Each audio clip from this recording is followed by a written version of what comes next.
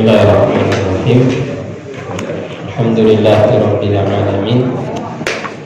Wassalatu wassalamu ala nabiyyina Muhammadin wa ala alihi wa sahbihi ajma'in. Amma ba'du. Kaum muslimin wal muslimat rahimani wa rahimakumullah. Alhamdulillah, kita bersyukur kepada Allah Subhanahu wa taala pada malam hari ini kembali kita dapat berkumpul di majelis yang kali ini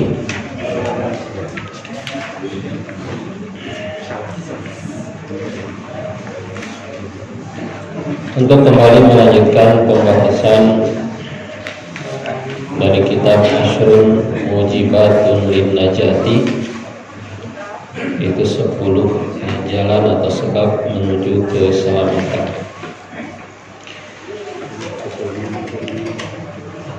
Ya, dan mengingatkan ya bahwa mulai malam hari ini kita sudah memasuki tanggal 1 di bulan Dzulhijjah. Mulai malam hari ini kita sudah memasuki tanggal 1 bulan Dzulhijjah. Dan sebagaimana kita ketahui bahwa 10 hari pertama di bulan Dzulhijjah ya, itu memiliki keutamaan,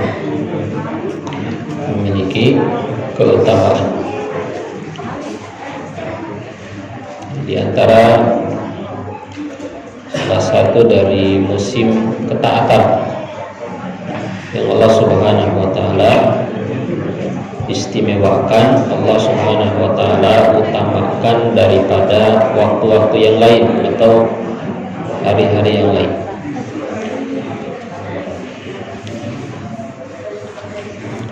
Ya, oleh karena itu ya, mari kita manfaatkan sebaik-baiknya hari-hari yang utama ini, ya, 10 hari pertama di bulan Dzulhijjah ini, dengan kita lebih meningkatkan lagi ibadah kepada Allah, memperbanyak amal-amal soleh. Ya, ini sebagaimana yang disebutkan dalam hadis dari Ibnu Abbas radhiyallahu taala anhu, Nabi sallallahu alaihi wasallam bersabda, "Ma min ayyamin al-amalu sholihu fiha ahabbu ilallah min hadhil ayyam." Tidak ada hari-hari, tidak ada sejumlah hari yang beramal soleh padanya lebih Allah Subhanahu wa taala cintai daripada hari-hari ini. Maksudnya adalah yakni Asyra Dzulhijjah, maksudnya adalah 10 hari pertama di bulan Dzulhijjah. Jadi tidak ada hari-hari yang beramal soleh padanya lebih Allah cintai daripada beramal soleh di hari-hari ini. Ya, kita sekarang ini berada di dalamnya, di beramal soleh di hari-hari ini. 10 hari pertama di bulan Dzulhijjah itu lebih Allah cintai daripada amal-amal soleh yang dilakukan di waktu-waktu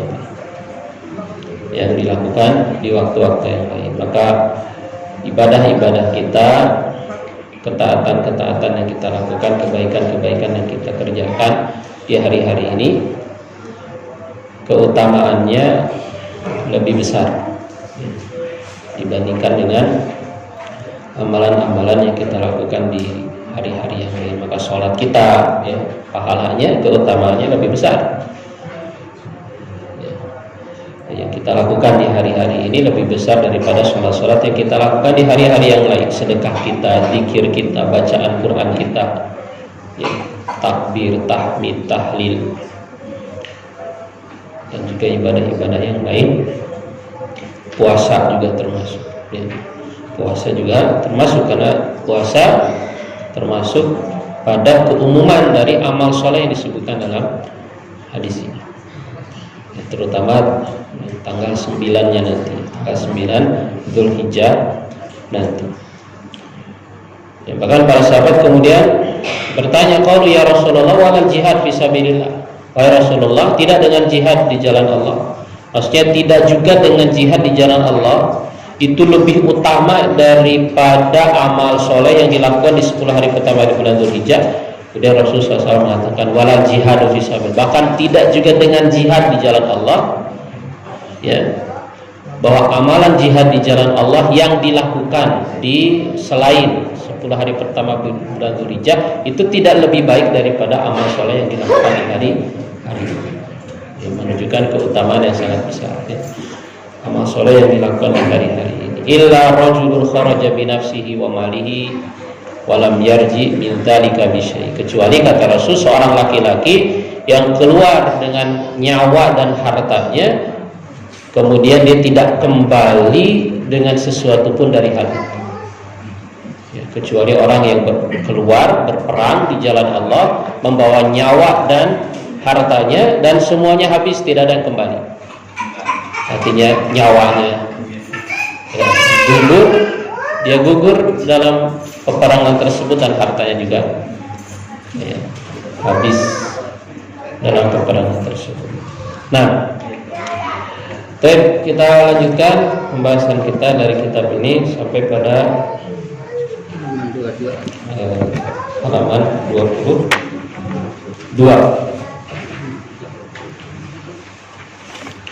Nah, halaman 22 ini masih poin yang poin yang ketiga. Poin yang ketiga dari 10 poin yang disebutkan oleh penulis tentang jalan-jalan keselamatan, yaitu takut kepada Allah dan bertakwa kepada Allah. Ya. Nah, sebelumnya kita telah membahas tentang khasyatullah, tentang takut kepada Allah. Maka bagian yang selanjutnya yang akan kita baca adalah tentang takwa. Penulis mengatakan wa amma taqwallah fa hiya jima'u kulli khairin lil 'abdi. Adapun takwa kepada Allah maka ia adalah inti setiap kebaikan bagi seorang hamba. Adapun takwa kepada Allah maka ia adalah inti dari setiap kebaikan. Jadi pokok dari kebaikan, pangkal dari kebaikan bagi seorang hamba. Ya, oleh karena itu takwa adalah di antara kata yang paling sering Allah Subhanahu wa taala sebut di dalam Al-Qur'an ya. Kalau kita baca Al-Qur'an, kita akan sering menemukan kalimat takwa. Allah Subhanahu wa taala menyebutkan takwa dengan perintah.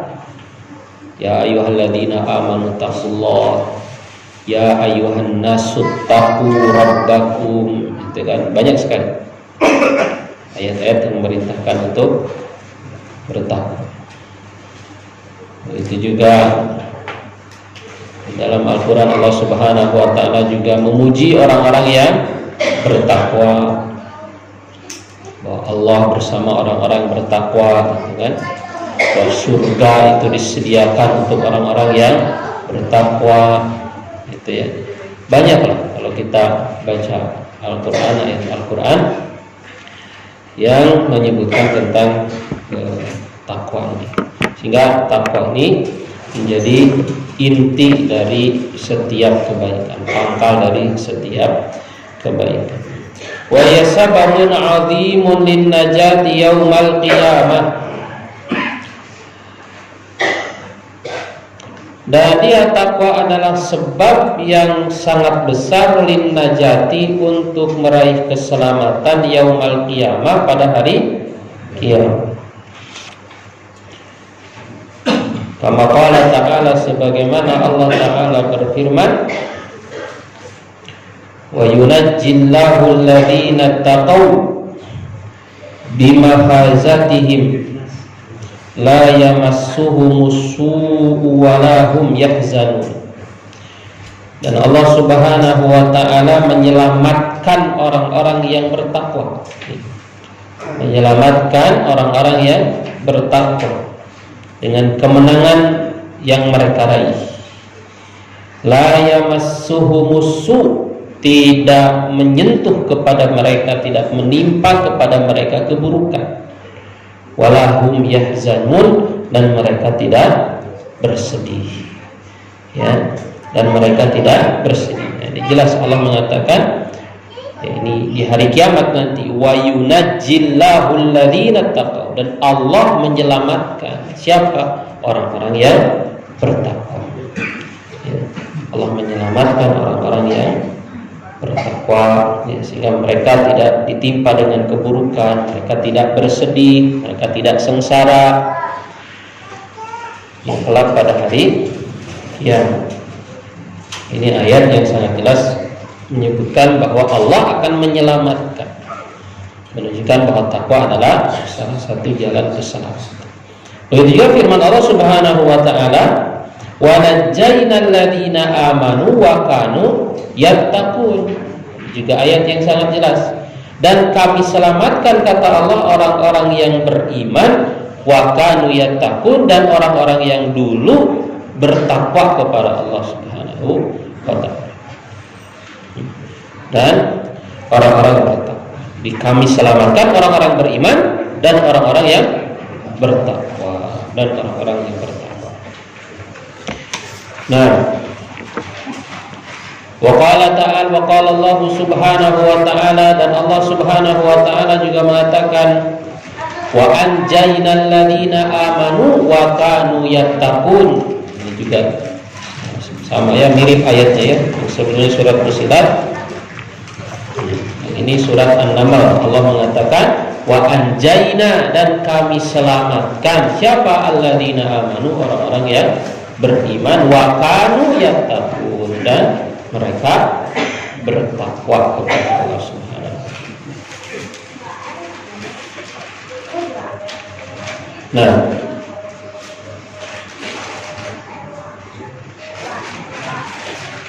ya, begitu juga ayat yang lain, di surat Maryam itu,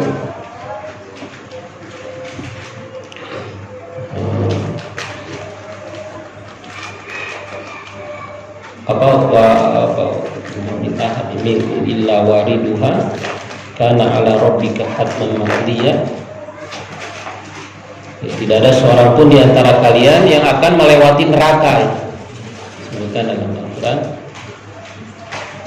tsumma nunajjil ladzina taqaw, kemudian jadi nanti semua manusia itu akan mendatangi neraka. Tidak ada seorang pun di antara kalian melainkan akan melewati neraka atau akan mendatangi neraka. Guna Allah mengatakan, kemudian kami selamatkan orang-orang bertakwa dan kami biarkan orang-orang yang zalim. Itu juga disebutkan, tsumma nunajjil ladzina taqaw wa nadaru zalimina fiha jithiya. Itu juga sama, ya. Jadi kata-kata yang jelas di situ Allah mengatakan akan kami selamatkan orang-orang yang bertakwa.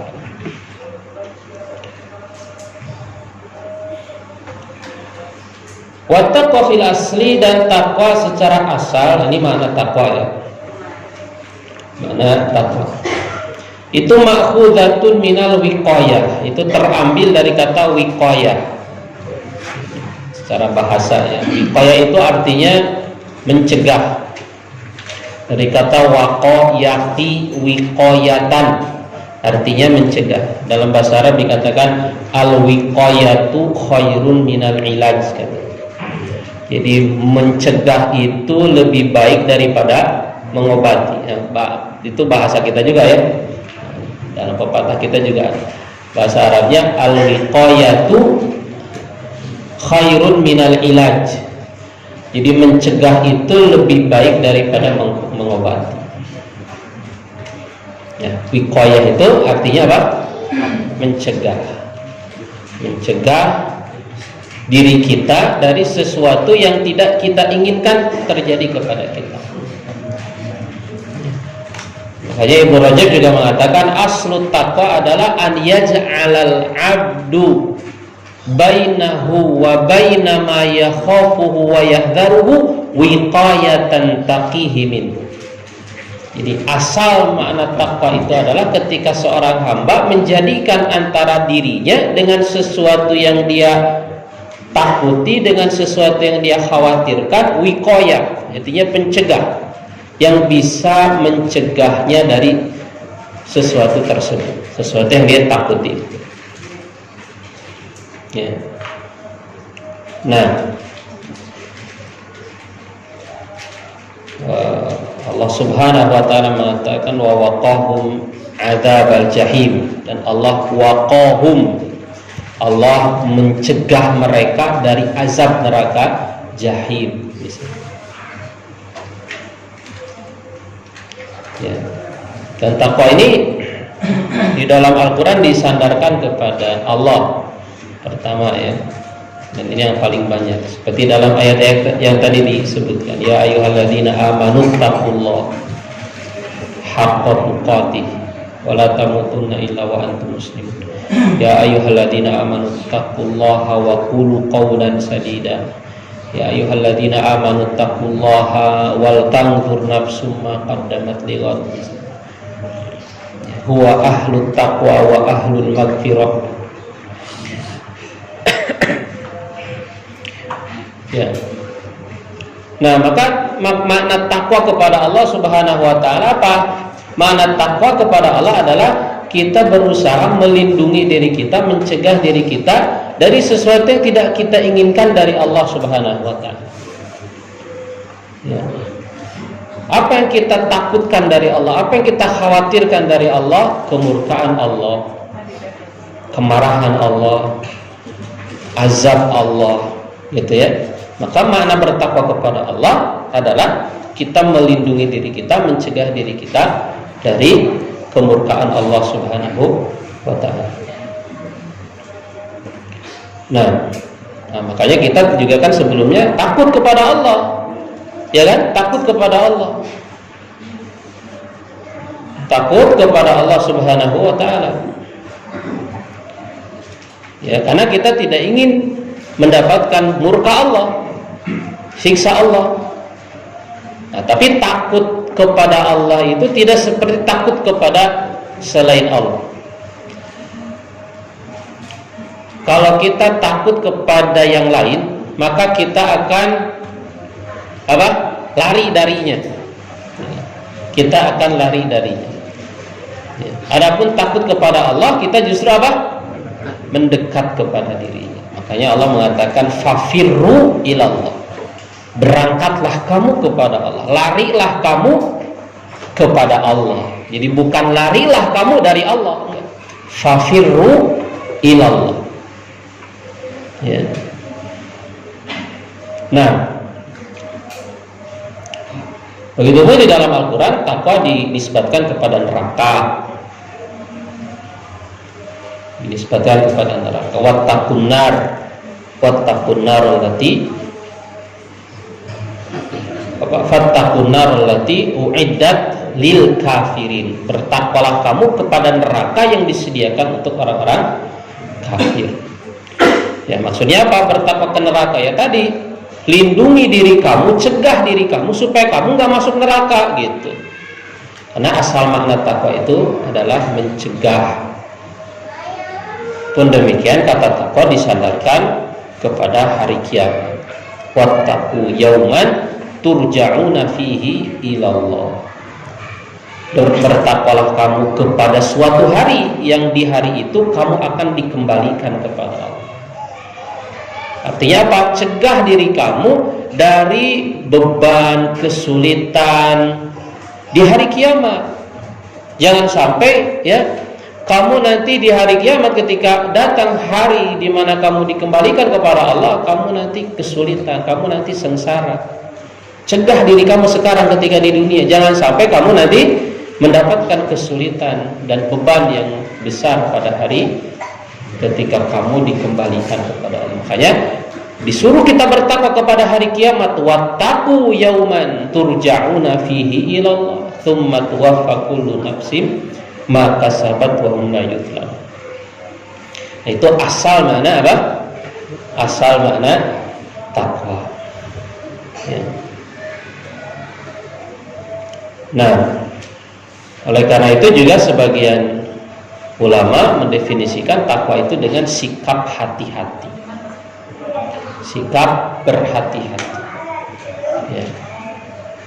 Seperti kita sedang berjalan di atas jalan yang penuh dengan duri.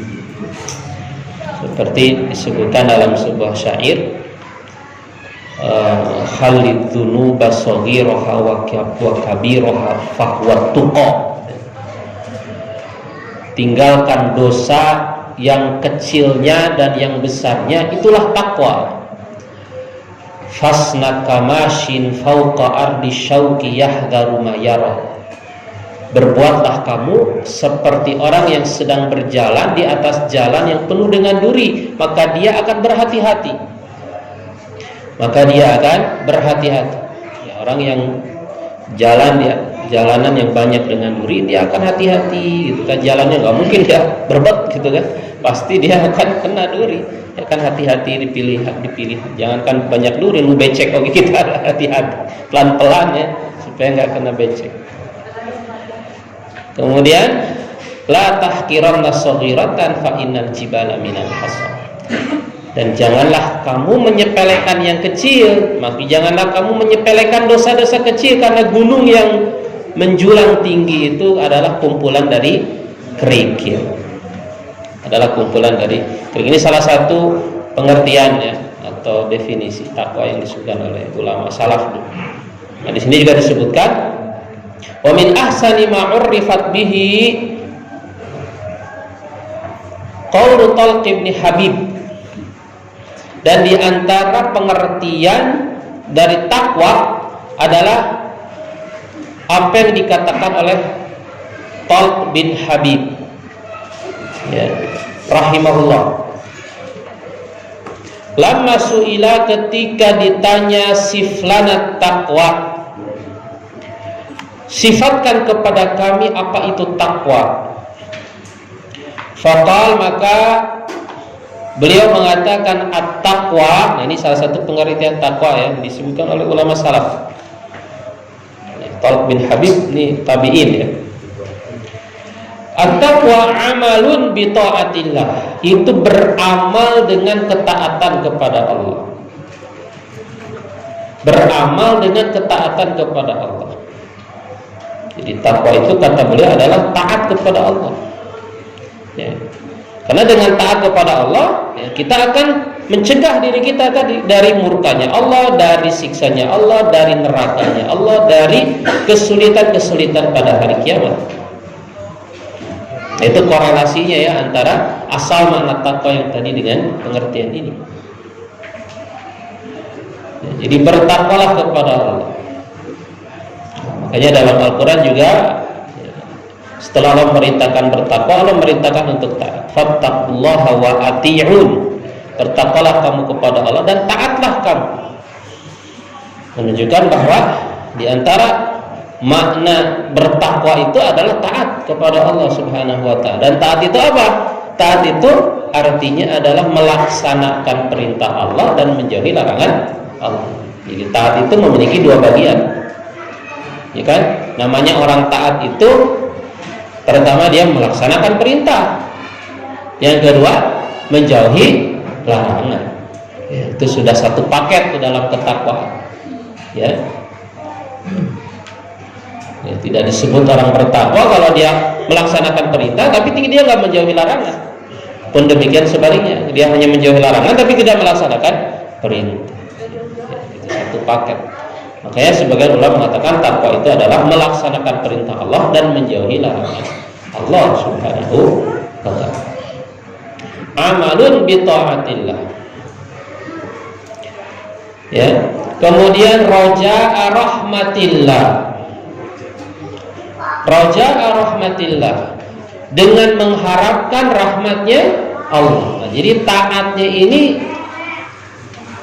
mengharapkan rahmat Allah Subhanahu wa taala. Allah Subhanahu wa taala mengatakan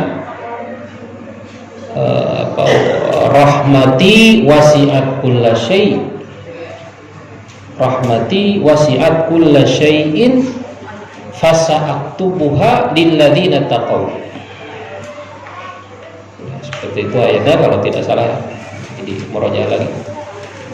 Rahmatku meliputi segala sesuatu, kata Allah, dan aku akan tetapkan rahmatku itu untuk siapa? Untuk orang-orang bertakwa. Untuk orang-orang yang bertakwa. Nah, jadi beramalnya ini, ya taat kepada Allah Subhanahu wa ta'ala ini mencari rahmat Allah Subhanahu wa ta'ala. Jadi motivasinya harus itu, menunjukkan ya, takwanya atau taatnya itu ikhlas karena Allah Subhanahu wa ta'ala. Orang taat ya, tapi bukan rahmat Allah yang dia cari, bukan rahmat Allah yang dia harapkan, ya dia tidak bertakwa pada hakikatnya. Jadi motivasinya harus mengharapkan rahmat. Ala nurim minallah, ala nurim minallah, di atas petunjuk cahaya dari Allah Subhanahu wa ta'ala. Nah, ini juga penting menunjukkan apa? Bahwa orang bertakwa itu taatnya itu juga dengan ilmu, gitu, dengan ilmu. Jadi bukan sekedar taat begitu aja, bukan sekedar beramal begitu saja, tapi amal dan ketaatannya itu di atas cahaya dari Allah. Maksudnya di atas ilmu, di atas hidayah, di atas petunjuk dari Allah Subhanahu wa ta'ala. Wattaqwa tarku maksiatillah. Nah, ini ada lanjutannya lagi ya. Masih perkataan Talq bin Habib. Bertakwa juga artinya adalah meninggalkan maksiat kepada Allah, meninggalkan kemaksiatan kepada Allah. Makhafata iqabillah, karena takut kepada hukuman Allah, karena takut kepada kemurkaan Allah. Ala nurin minallah, sama juga ya, di atas cahaya dari Allah Subhanahu wa ta'ala. Itu dengan ilmu juga, meninggalkan maksiatnya itu juga dengan ilmu. Nah, ini definisi di antara definisi takwa yang paling baik, gitu, disebutkan oleh penulis.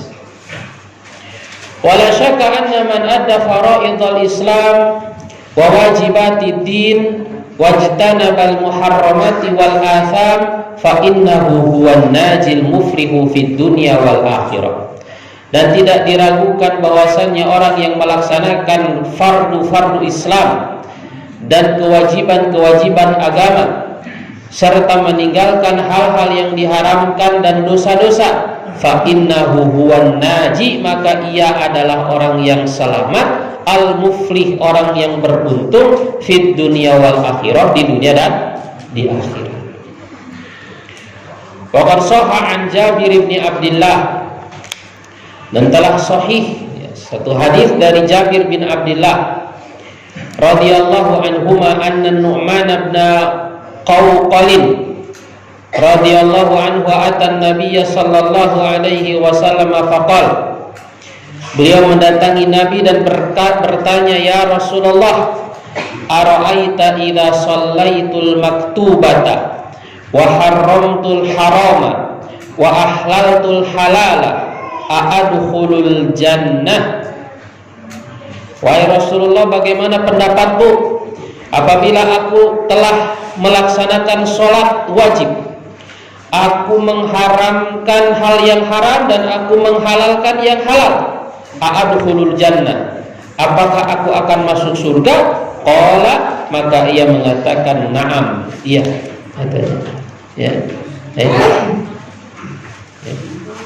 Jadi hadis ini menunjukkan ya, orang yang melaksanakan kewajiban, menjauhi perkara yang diharamkan, yang halal dihalalkan, yang haram diharamkan, gitu ya, maka itu sudah cukup sebetulnya untuk menyelamatkan seseorang dari azab Allah Subhanahu wa taala, untuk menjadi sebab dia masuk surga Allah Subhanahu wa taala.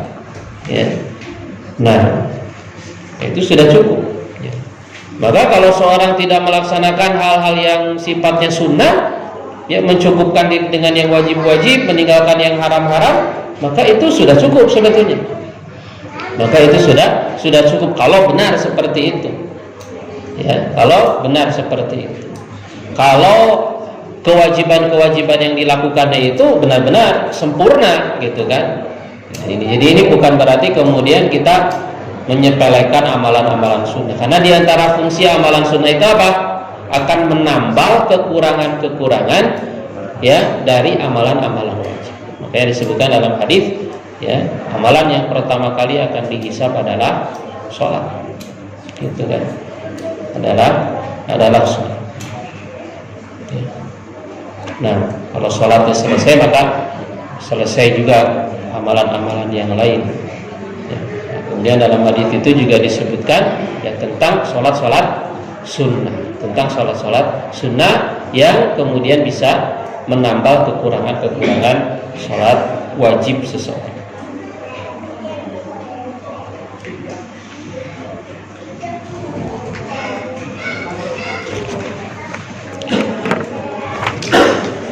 Fakullu man jahada nafsahu wa sabbaraha ala fi'lil wajibat wa tarkil muharramati fa innallaha sayunjihi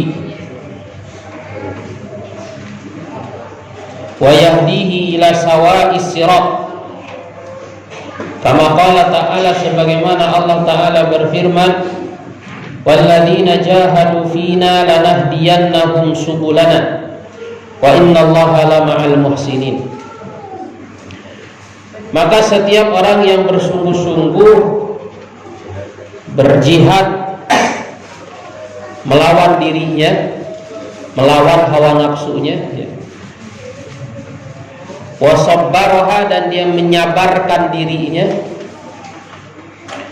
ala fi'lil wajibat, untuk melaksanakan kewajiban-kewajiban, wa tarkil muharramat, dan juga meninggalkan hal-hal yang diharamkan.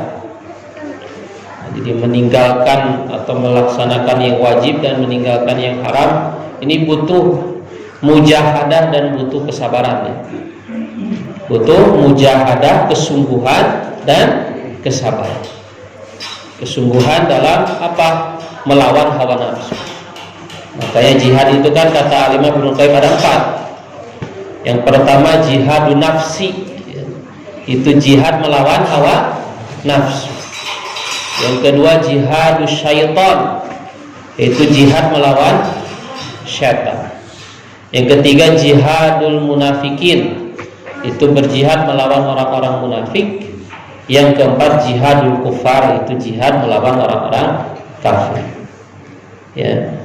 Yang pertama dan yang kedua adalah berjihad melawan musuh yang ada di dalam diri kita sendiri, musuh internal, ya, musuh yang ada dalam diri kita, itu hawa nafsu dan syaitan. Ya. Adapun jihad yang ketiga dan keempat ini jihad melawan musuh yang ada di luar, ya, musuh yang ada di luar, musuh eksternal, gitu ya. Nah, Al-Imam Ibnu Qayyim kemudian menjelaskan, seorang yang dia tidak bisa mengalahkan musuh yang ada dalam dirinya, maka dia tidak akan bisa mengalahkan musuh yang ada di luar dirinya, gitu kan. Maka sebelum kita mengalahkan, ya, berjihad mengalahkan orang-orang kafir, ya, kita harus apa? Berjihad dulu mengalahkan hawa nafsu dan setan yang ada dalam diri kita terlebih dahulu. Gitu. Nah, dan dalam melaksanakan kewajiban, meninggalkan hal-hal yang diharamkan, itu juga butuh kepada jihad. Butuh kepada jihad.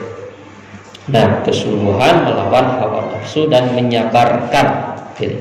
Makanya sabar itu ada berapa? Sabar itu ada 3. Sabar dalam melaksanakan perintah Allah, sabar dalam menjauhi larangan Allah, dan sabar dalam menerima takdir Allah Subhanahu wa ta'ala yang tidak kita sukai. Gitu ya. Tak mungkin seorang itu bisa sholat, bisa puasa Ramadan, itu kan, bisa menunaikan zakat, menunaikan haji. Kalau tidak sabar, gak mungkin juga seorang bisa meninggalkan maksiat, meninggalkan dosa, baik dengan matanya, dengan lisannya, dengan telinganya, ya. Nah, kalau dia tidak memiliki sifat sabar. Nah, jadi setiap orang yang bersungguh-sungguh melawan hawa nafsunya dan menyabarkan dirinya untuk mengerjakan kewajiban, meninggalkan hal yang diharamkan, maka Allah akan menyelamatkannya. Allah akan menyelamatkannya dan Allah akan memberikan kepadanya petunjuk, ya, kepada jalan yang lurus. Kama qala ta'ala, sebagaimana Allah Ta'ala berfirman, walladzina jahadu fina lanahdiyannahum subulana, dan orang-orang yang bersungguh-sungguh di jalan kami, kata Allah, bersungguh-sungguh di jalan kami, ya. Jalan kami itu apa maksudnya? Itu mengerjakan perintah Allah, menjauhi larangan Allah, menjauhi perkara yang haram. Lanahdiyannahum subulana, maka benar-benar akan kami berikan petunjuk mereka kepada jalan-jalan kami. Jadi orang yang bersungguh-sungguh di jalan Allah itu nanti akan Allah bantu dia, akan Allah mudahkan dia kepada jalan-jalan kebaikan, ya, yang lainnya, gitu. Karena orang yang bersungguh-sungguh itu akan mendapatkan pertolongan Allah Subhanahu wa taala, bantuan dari Allah Subhanahu wa taala. Gitu. Makanya orang yang melaksanakan satu ketaatan, maka dia akan dibalas oleh Allah Subhanahu wa taala di dunia ini dengan apa? Dengan ketaatan yang lain. Dengan ketaatan yang lain. Karena di antara cara Allah membalas kebaikan yang kita lakukan adalah kebaikan-kebaikan berikutnya. Pun demikian, di antara cara Allah membalas keburukan yang kita lakukan adalah keburukan berikutnya, ya. Karena kaidahnya adalah bahwa setiap kebaikan itu akan melahirkan kebaikan yang lain, dan setiap keburukan itu akan melahirkan keburukan yang lain, gitu. Ya, makanya ketaatan itu, ya, harus kita upayakan, harus kita bermujahadah dan menyabarkan diri kita. Nah, nanti kalau kita terus bersungguh-sungguh, walaupun malas, walaupun lelah, walaupun capek, gitu kan, nanti turun pertolongan Allah Subhanahu wa taala, turun bantuan dari Allah dengan apa? Dengan kemudahan. Sehingga ketaatan itu yang tadi itu berat menjadi ringan, gitu. Ya, sehingga ibadah itu yang tadinya terasa menyengsarakan menjadi terasa membahagiakan, gitu. Itu, ya, sebagaimana dijelaskan juga oleh para ulama, di antara bentuk pertolongan Allah Subhanahu wa taala kepada orang yang berbuat baik. Makanya juga ada perkataan Ibnu Taimiyah, gitu, ya. Ada perkataan Ibnu Taimiyah bahwa setiap amal yang kita lakukan itu seharusnya mendatangkan kelezatan bagi kita, ya. Idza amil, dan kalau kita beramal tapi tidak merasakan kelezatan, berarti ada sesuatu dalam amalan kita. Karena Allah itu Maha Pembalas. Idza amilta lillahi ta'atan falam tajid laha ladzatan fattahim nafsaka fa inna rabba syakur. Kalau kamu mengamalkan suatu ketaatan tapi kamu tidak mendapatkan kelezatan di dalamnya, maka tuduhlah, periksalah dirimu sendiri. Karena Rabb itu, Allah itu syakur, Allah itu Maha membalas. Dan di antara, ya, balasan Allah kepada orang yang berbuat ketaatan itu apa? Kelezatan di dalam ketaatan itu. Ya, maka kalau kita melaksanakan ketaatan tapi tidak merasakan kelezatan, oh berarti ada sesuatu dalam ketaatan kita. Mungkin kurang ikhlas, mungkin kurang sungguh-sungguh kita dalam menghadirkan kekhusyuannya, gitu, ya. Mungkin kurang sesuai sunnah ibadahnya, ya. Kurang sungguh-sungguh kita di dalam mempelajari hukum-hukum yang berkaitan dengan ibadah itu. Jadi mesti ada sesuatu, kata beliau. Karena Allah itu syakur tadi, Allah itu Maha membalas. Dan balasan dari ibadah-ibadah yang kita lakukan itu tidak hanya di akhirat tapi juga di dunia. Dan di antara balasan dari ibadah yang kita lakukan di dunia itu adalah kelezatan ketika kita melaksanakannya. Ya. Wa innallaha lama'al muhsinin, dan sesungguhnya Allah itu akan bersama dengan orang-orang berbuat baik. Sesungguhnya Allah itu akan bersama dengan orang-orang yang berbuat baik. Apa maksud Allah akan bersama dengan orang-orang berbuat baik? Allah akan meneguhkannya, Allah akan menguatkannya, Allah akan selalu membantunya. Itu maksud Allah akan bersama dengan orang-orang yang suka berbuat baik. Gitu. Sehingga orang berbuat baik itu, orang yang tadi bersungguh-sungguh dalam ketaatan itu kan orang berbuat baik, akan selalu dimudahkan oleh Allah Subhanahu wa taala. Ya, urusan-urusannya akan diteguhkan oleh Allah, akan disabarkan oleh Allah gitu. Ya. Nah, jadi intinya adalah perlu mujahadah gitu, perlu mujahadah. Kan makanya Rasul juga mengatakan man yatasabbar yusabbirullah, siapa yang bersungguh-sungguh untuk sabar, Allah akan menjadikan dia sabar gitu. Jadi jangan pengen ujung-ujung pengen langsung sabar gitu kan, usaha dulu gitu kan, supaya kita bisa sabar, berusaha dulu untuk sabar, nanti Allah mudahkan kita untuk sabar gitu.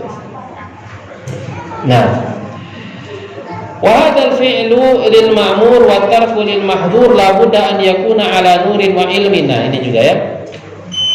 Dan mengerjakan perintah, menjauhi larangan, ini juga harus berada di atas cahaya dan ilmu. Liya'rifal 'abdu ma yattaqi. Nah, jadi takwa itu juga butuh ilmu. Ya. Yang perlu juga digarisbawahi, takwa itu juga butuh ilmu.